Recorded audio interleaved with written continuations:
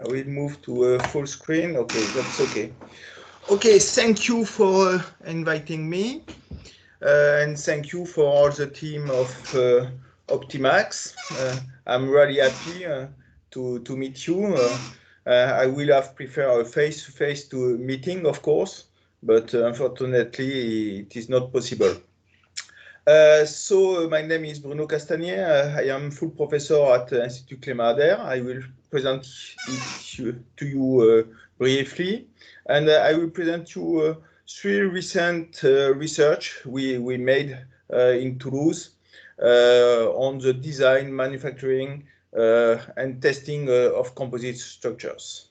So, of course, it was a job of some of our PhD students, and I did the job with some of my colleagues.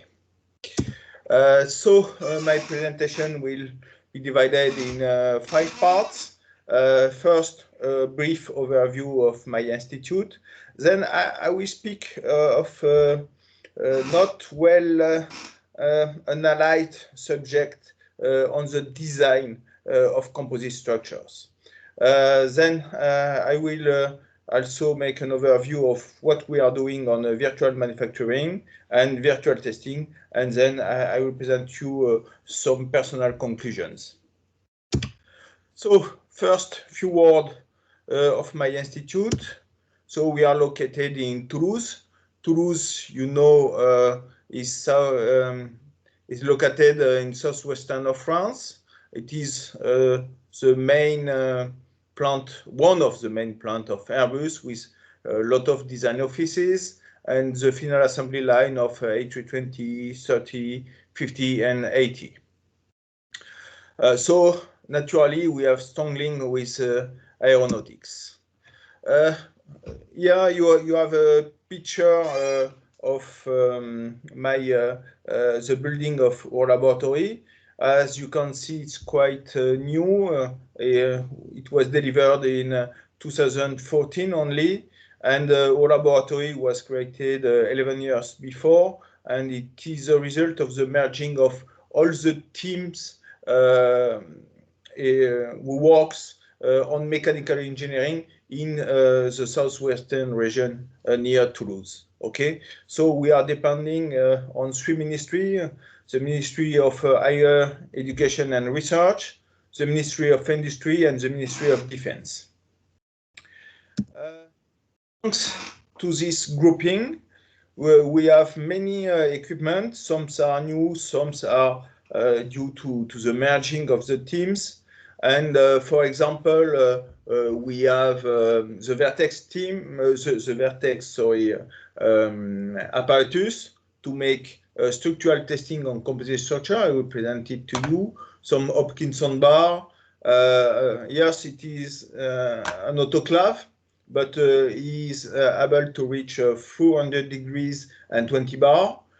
Special manufacturing device to make fast curing of composite, and a large testing machine which can reach 150 tons. Okay, we have some new apparatus also, and some are given by Airbus, but you can see it on the website if you want.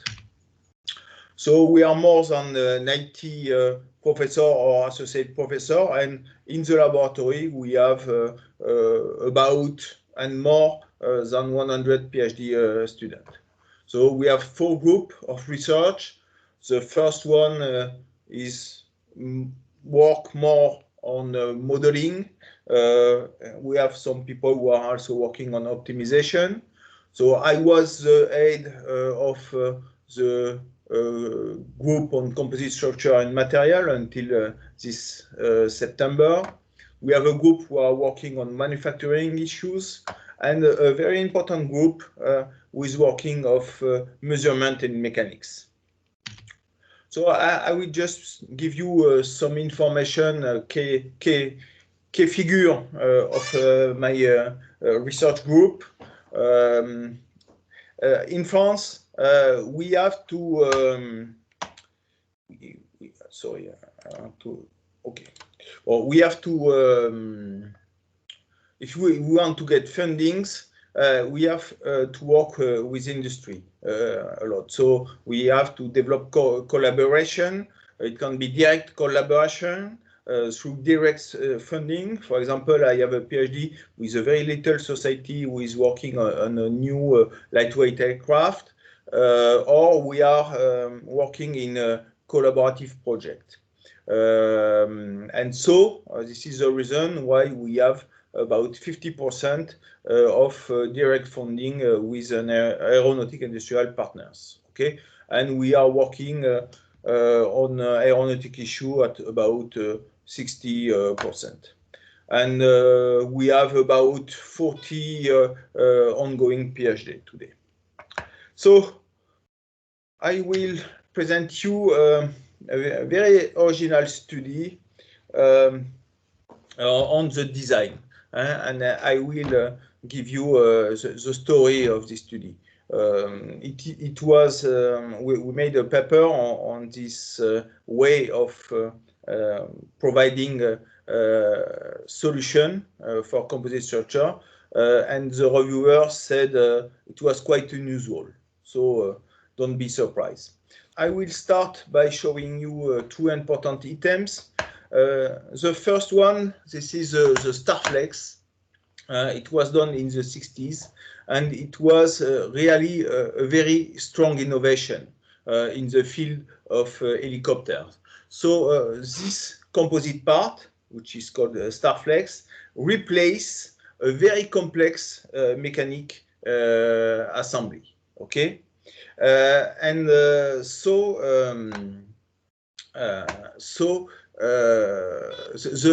thanks to this innovation, it has completely changed the market of the helicopter by diminishing strongly the maintenance cost and the cost itself of helicopter. And thanks to this innovative solution, the number of parts was divided by 5, the weight by 2, and the cost by 2 also. Okay, so sometimes it can be interesting to redesign composite part with mechanics. Okay, I don't have any return. Okay, just a minute. Change something. Okay, that's okay. So, and the second item I want to speak, this is the architecture. When people are speaking of composite, they are often think of composite materials. Okay, it means different fibers and different resin. Okay, but in fact, in composite you have more. For example, laminate is a kind of architecture. Sandwich is another kind. But you have also 3D now composite. 2.5D, like Z-pinning or stitching, for example. Okay, and so you have many other possibilities than a different choice. Okay, of materials or resin. Okay, and this slide shows an example of architecture which was studied by NASA to design a new rocket fairing. Okay, you can see some sandwich solution with different core, like corrugated core, foam core, or honeycomb core.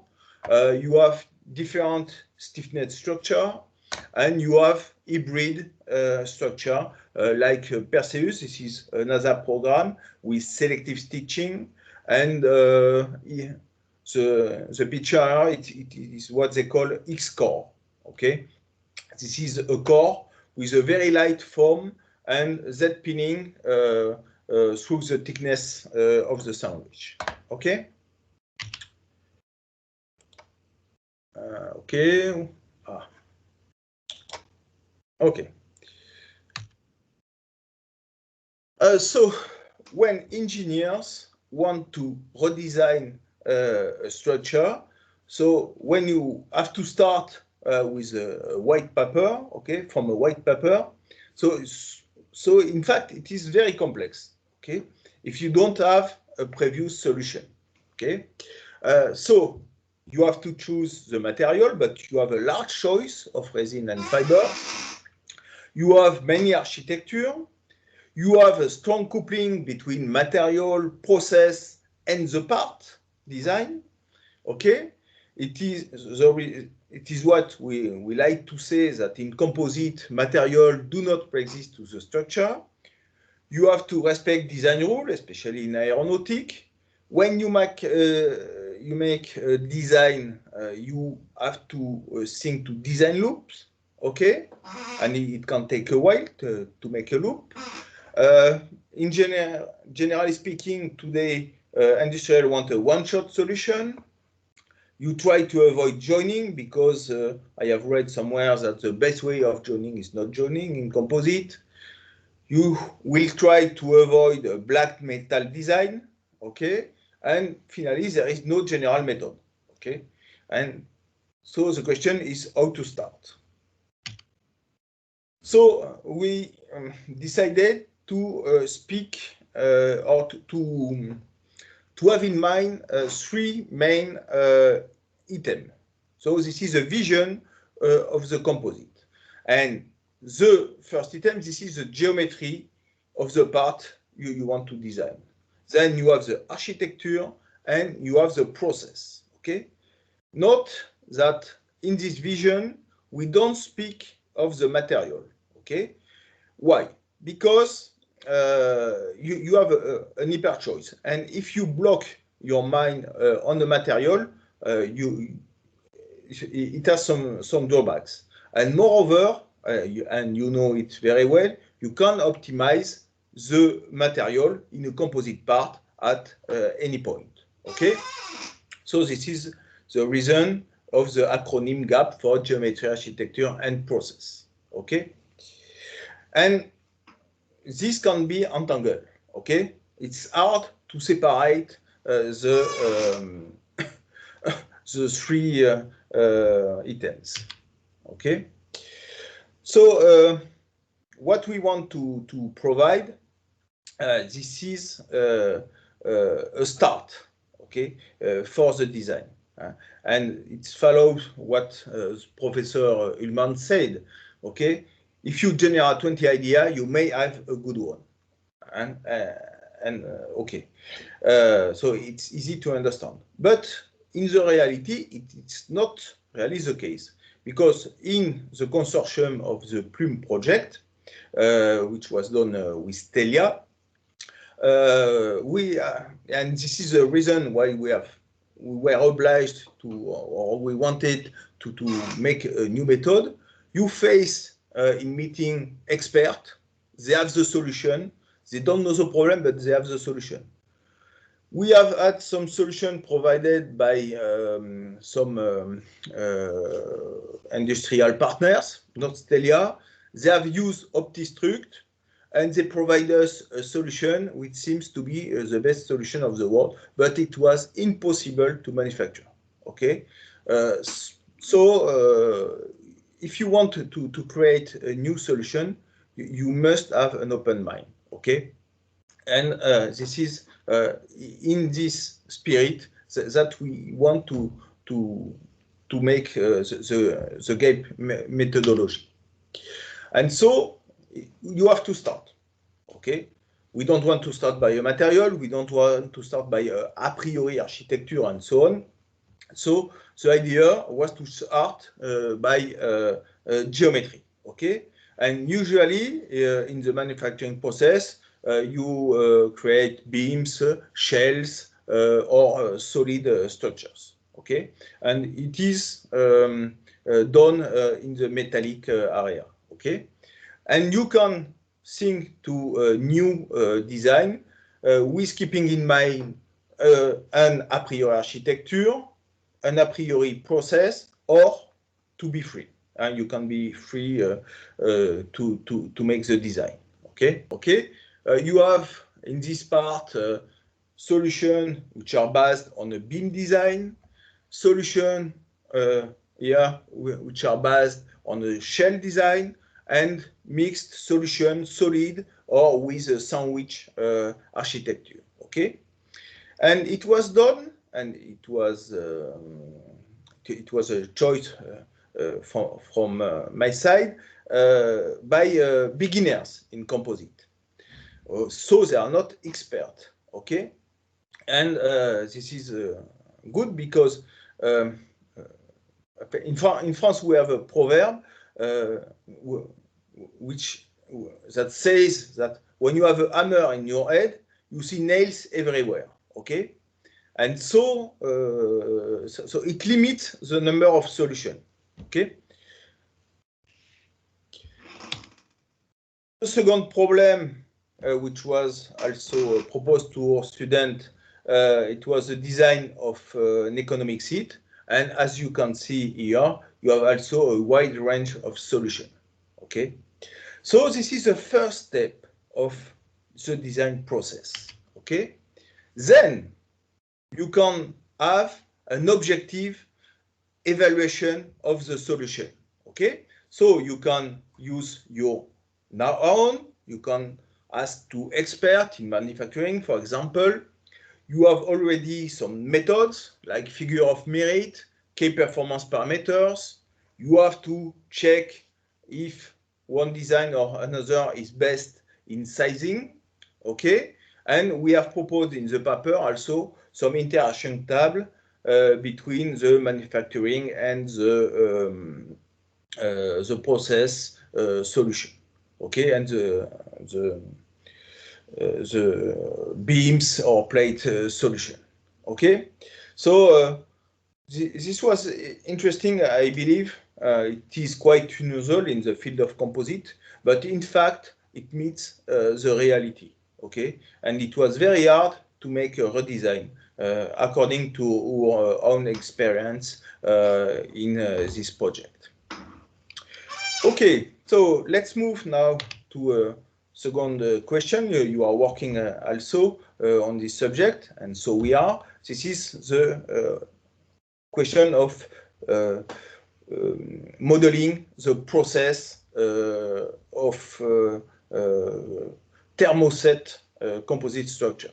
So it was done in collaboration with Dassault Aviation, and this is a PhD of Laure Moretti, who is now working with Suresh Advani in the University of Delaware. Okay, what is the main question? Now, in aeronautic, the manufacturer wants, because the best way of joining is no joining, and to save money also, they want to make large part, okay? And you have an example here. This is the cover of the wing box of a 787. And this is made by Mitsubishi in Japan, okay?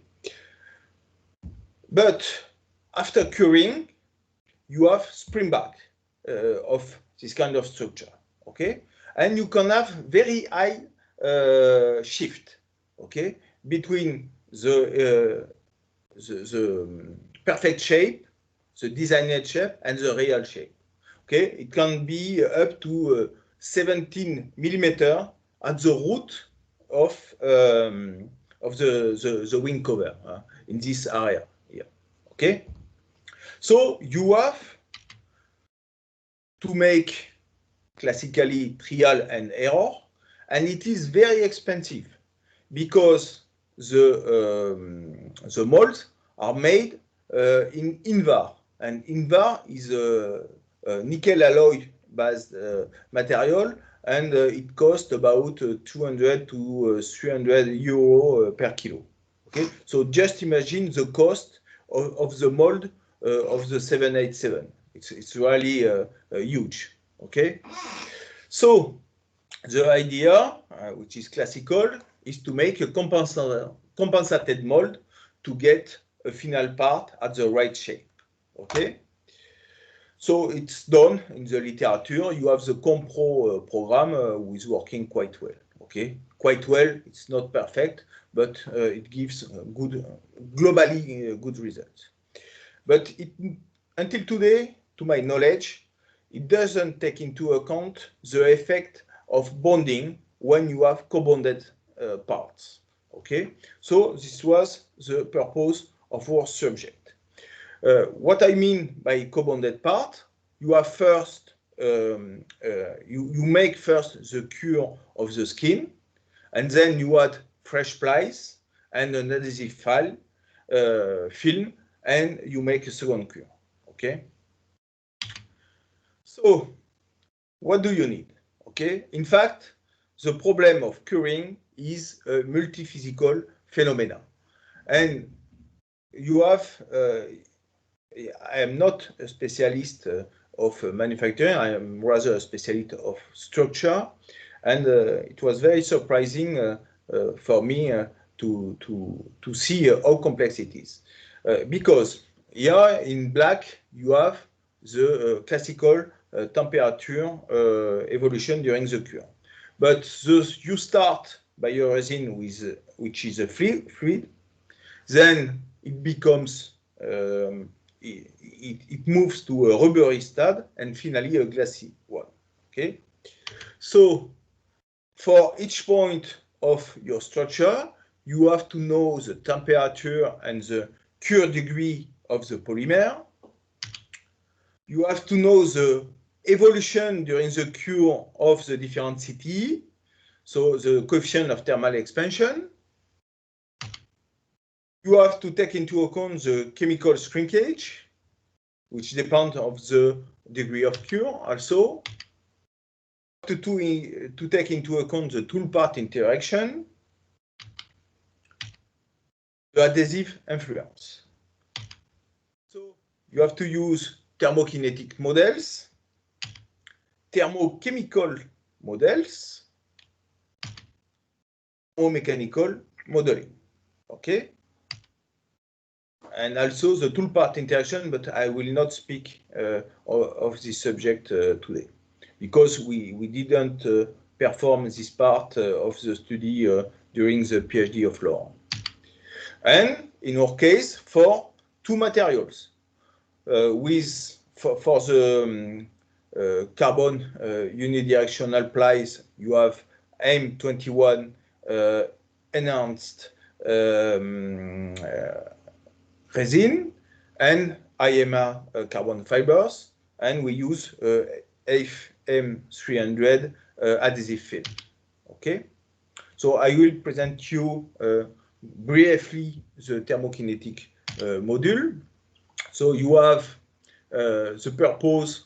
This is to get the chemical, means the degree of cure, and the thermal state of the material during the cure, okay? And we use the 8 equation plus a term which is related to the degree of cure, okay? And so the evolution is linked to the Kamal-Sour model, which is classical, it seems, for people in the manufacturing area, and which can be identified via DAC measuring. Okay, then we have implemented in Fortran user subroutine in Abaqus. Okay, and we have checked the result by curing a very thick plate made of 200 plies. Okay, and we have put thermocouple at different level of the plate to follow the evolution of the temperature. And as you can see in this slide, we have good, very good temperature correlation of the temperature during the curing. And we have a small overshoot in this part, even if the part is very thick. Okay, let's move to the strain and stresses module. So we have some law for the CTE. The difficulty is not the law. You have different value. It depends on the state of the resin, rubbery or glassy. But the difficulty is to measure it. So Law has performed very tricky experiment on fresh ply to measure the evolution of the CTE. Okay. Then it is also a classical model. This is based on the chill model, which captures the evolution of the Young modulus of the resin, okay, during the cure. So there is different chill model. The first one, which is basically linear. A second one, which is more elaborated, okay. This is Kamal, I don't remember the name, okay. And in fact, in this research, we have made another one which is also better, okay. So here we made two curves, okay, to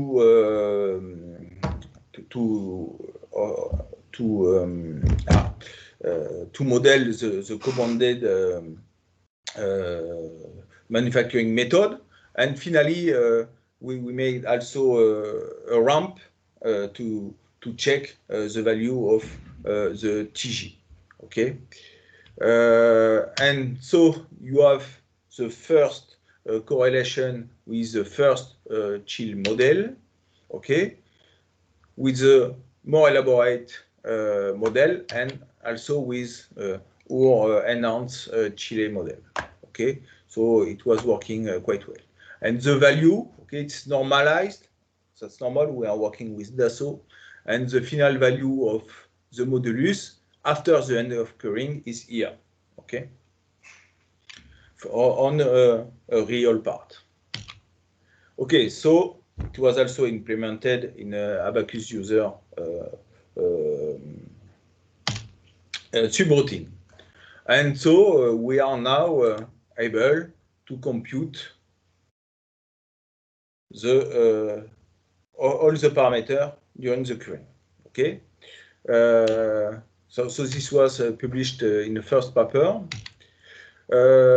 and we have also made some comparison with classical corner parts to check if we are able to compute the spring back, in fact, for corners and for an asymmetrical plate. What I mean by asymmetrical, this is a non-symmetric stacking of the plate. And we have also made other validation with the resin, the adhesive film, okay?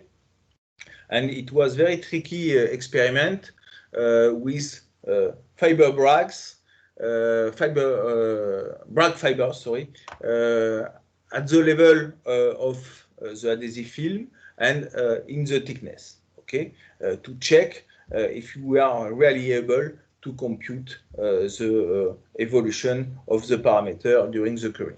Okay, so we have to, it was not so easy to make this kind of experiment because you have the brag fiber inside the autoclave. And the paper was just accepted in Composite Parta and will be soon online. Okay, so this is the end of the second part of my presentation on on manufacturing. So let's move to the last item. This is virtual testing. Okay, so you will see the logic. So this was also during a collaborative project, but funded by the French Research Agency. So the ratio of success is also not so high, 50%. And this was the PhD of Joël Serra, who was awarded second best PhD in aeronautic by the Clean Sky Academy. Okay, and he's working again with us, and he was in Bristol just before. It is also a collaborative project with Airbus, the Onera, LMS Siemens, who is doing the SAMSEF software, and LMT Cachan with Professor Ladevez, and Holo3 for the measurement. And so we were working with under the supervision of all the business unit of Airbus and also the French Ministry of Defense. Okay. Sometimes I don't know why. Ah, okay. Ah. Okay. Probably you know that, but to validate an aeronautic structure made of composite material or not, you have to prove the design through many testing. Okay, and it is done for many years, for many decades, and this is what we call the pyramid of test. So at the root of the pyramid, you have coupon test, okay, and you get most often the allowables, okay, to make the design of structural details. Finally, the design of your full aircraft, and you make a test also on the full aircraft, okay? And it is very costly. For example, in the case of the A350, Airbus told that they made about 70,000 tests, okay?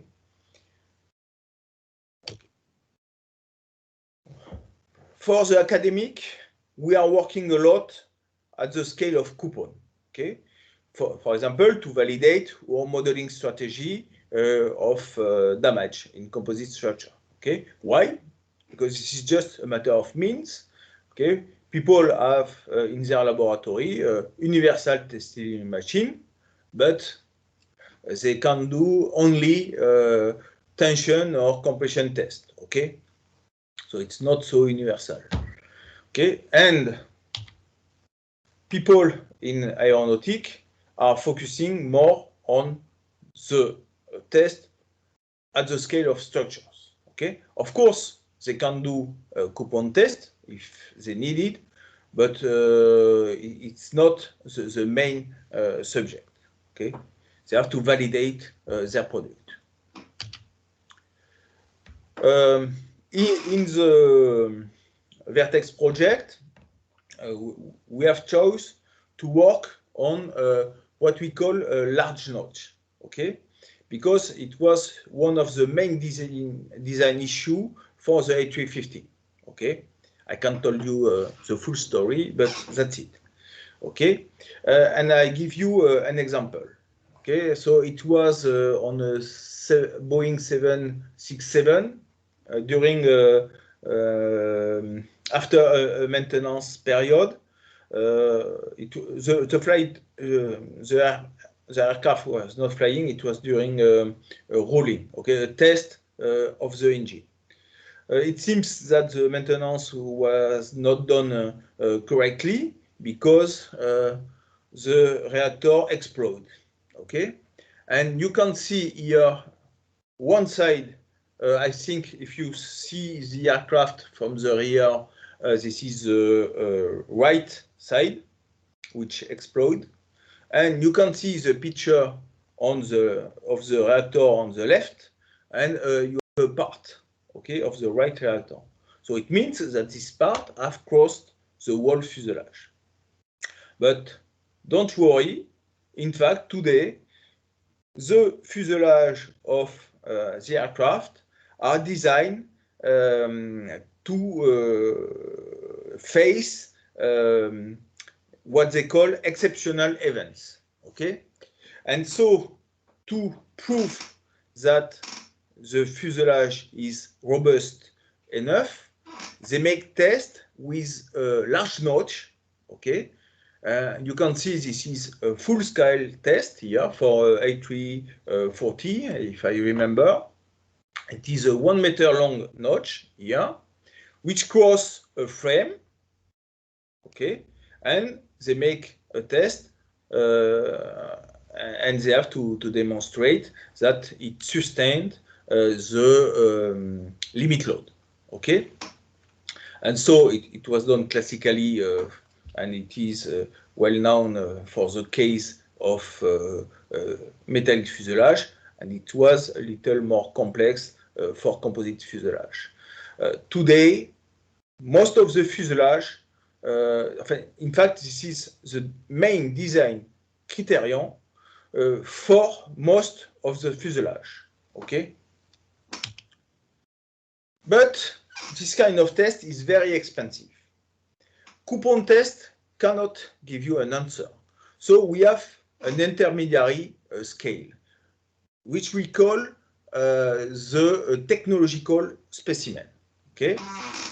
I did my PhD on helicopter structure, and we were using this kind of specimen many years ago, okay? And you can see the paper here. So we have chosen a size. We have an area of interest of 400 by 400 square millimeters. We have a bolted zone to enter the logs. And you can see a picture of the technical specimen with a 10 centimeter milled notch at the center of the specimen. Okay. This is the Vertex test rig. First, it is quite huge. Okay, it is 1.5 meter long. Okay, I can show you the real scale. Okay, you can see it here. Okay, so it's really a large specimen, and it can do combined loading. The idea I used many years ago during my PhD, this is to mimic a tail boom of an helicopter. So a tail boom, this is a box, and it is subjected to bending and torsion. Okay, and so the skin is subjected to shear, compression. And in this case, this is the case for most of the part of fuselage also. And for civil aircraft, you have also internal pressure, okay? So we perform this loading by putting in 4-point bending the box, okay?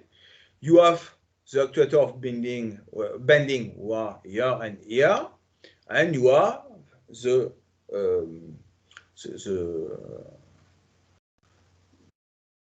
point, the center I-beam, which are simply support. Okay, so you have 4-point bending, and in the center, in the central box, you have pure bending, and the upper part of the box is subjected to compression and tension, and we bolt the specimen in this upper part of the box.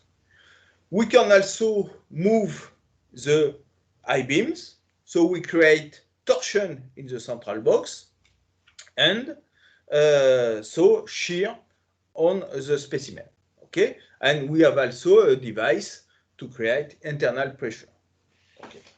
And it is so big because we made some question, and it is the result of the answer of the different business unit of Airbus and the Ministry of Defense too. Okay, so you can see the full device, and I wish to show you some experiment. Okay. So here.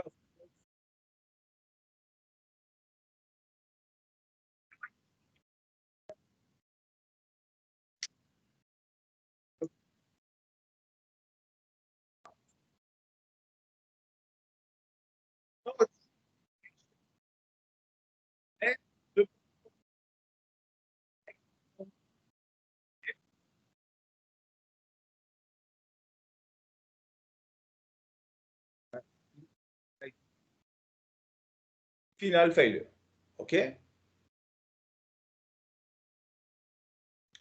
So this kind of test is very different from the coupon test, even in the case of compression after impact, for example. Second test is tension plus shear. So we have still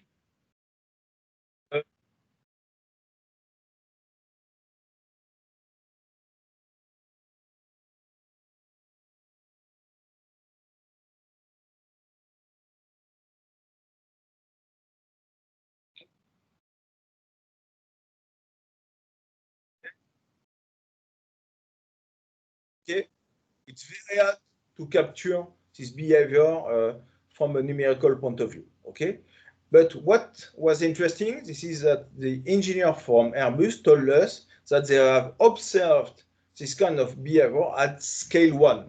Okay, so it means that our way of testing is able to model the real scale, but at very lower cost. Okay. So now let's move to our modeling strategy. So my colleague Christophe Bouvet has developed for 10 years now modeling strategy that we call discrete pre-modeling. Okay.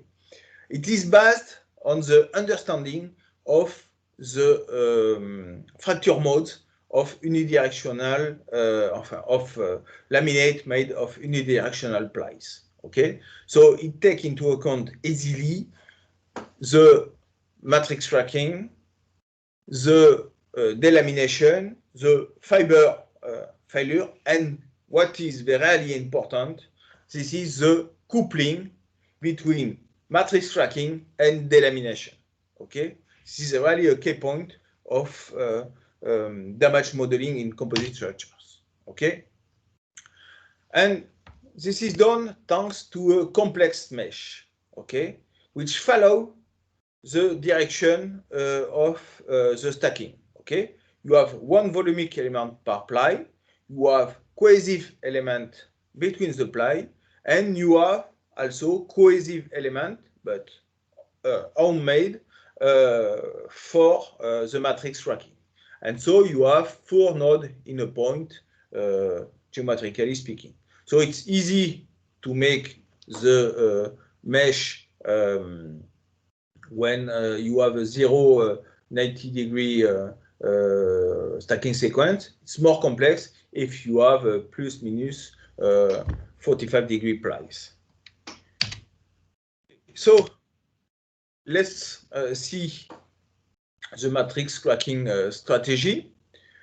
In fact, you have element with an infinite stiffness or a null stiffness. Okay, this is for both for essentially for numerical reason and to avoid localization. And what is particular, this is that you compute the failure criteria. It's a typical Ashin criteria, not in the element, but on the ghost point of the volumic element, which are neighboring the cohesive element. Okay, and when you reach the criteria, you break the matrix tracking element. Okay, but it implies that you have a dialogue between the elements. And today, the finite element software are not done for that. Okay, so you have to be clever to overcome this difficulty. Okay, for delamination, this is most classical element with a criterion based on the strain energy release rate, and it's classical cohesive element. Okay, for the fiber fracture. Okay, at the beginning we were using maximum strength criterion. Okay, but today, but it was not enough. We take into account the energy release rate. Okay, and so we have a progressive drop in the stiffness in the element, and we restitute the energy to the surroundings. Okay. So if the mesh is very complex, the main advantage of this model, this is that it is based on a very few number of objective parameters. Okay, so you have the 5 classical stiffness of a ply, the orthotropic constant. You have 4 well-known characteristics for matrix failure, and you have also the maximum strain and the strain energy release rate in tension in compression for fiber. This kind of data are not so easy to obtain. It's still hard. It's a scientific subject today, but that's it. Okay, and that's all. Because you don't have to add additional parameters to take into account, for example, the coupling, because this is a geometric one. And so you can see all the paper of my colleague and some of mine, and we have worked very efficiently on many subjects, like pulse through, compression after impact, impact on the PLP, and so on. Okay, and this is one of the reasons why we have decided to move to the scale of structure, since we are very confident for the coupon test. Okay. The last development we will make in a coming PhD, this is to apply it to eco material like plywood. Okay. And one interesting point with this model, this is it takes into account naturally the size effect in composite coupons. So with the same model, with the same parameter, you are able to compute the plane, the failure of plane specimen, small, medium, large holes, and the notch specimen. Okay, and of course the stacking are not given because it was Airbus stacking. So let's move to the vertex test. One key point of the test at the structural level, this is the boundary condition. Okay, we are still working on this subject today, and we will have, I believe, a very efficient solution in next year. Okay, and so we are using digital image correlation because we have a strong team who is working on this subject in our laboratory, and we are using 3 pairs of cameras which are located in front of at the vertical in the vertical axis of the specimen. We have a large far field analysis to capture the boundary condition. We have a near field analysis at the tip of the notch to capture the fracture. And we have an intermediary one to check the discussion. Okay. Today, we are using the Steffen and also Stefek and Olson method. Okay. So we have the boundary condition, the displacement field on the upper surface of the specimen. And so we have also, in fact, we are using finite element DIC. Okay, this is that you make, this is a homemade methodology, and we are making the regularization, the computation of the DIC measurement on a finite element field. So you can have a coincident mesh between your DPM abacus modeling and the field of your measurement. So you have coincident node, in fact. And so you can make exchange between your DIC fields results and your numerical model. Okay? And so the exchange was made as following. So we have a white line, and on this white line, we are implementing in the numerical model the 3 displacement field. Okay, the 3 displacement, 2 in the plane, 1 out of plane, and on the green area, in a band of 3 elements, we are just implementing the out of plane displacement. Okay, this is what we do today. In the near future, we will have a regularization on mean-lean element. It means that with DIC, we will have also rotation and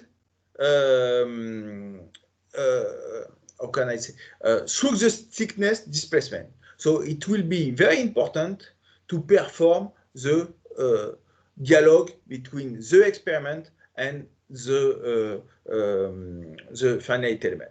Okay, and this is really a key issue for structural testing. Okay, in the past, the solution was found by using hundreds of strain gauge.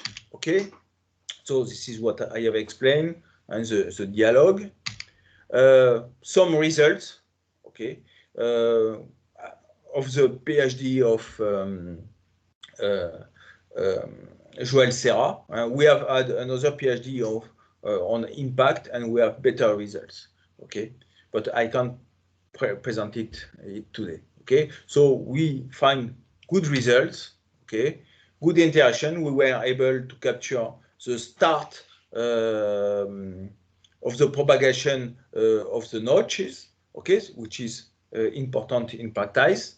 We are not able to modelize today with the DPM, which is very complex. It is also an explicit code. We are not able to capture the snap through. Okay, so okay, the correlation was good. Okay, we have had a numerical problem. Okay, for the shear, but it was at the end of the PhD, it was not possible to solve it. I don't remember, it was linked to the dialogue, okay, which was not perfect, and we have enhanced it, and today we don't have the numerical problem, okay. But despite it, we were also able to capture the crack propagation initiation and so on. Okay. The idea behind the vertex methodology, this is to make first computation, okay, this is the star, okay, virtual testing, and then replace number of testing even allowable and so on by just an envelope curve following a path inside the star area, okay.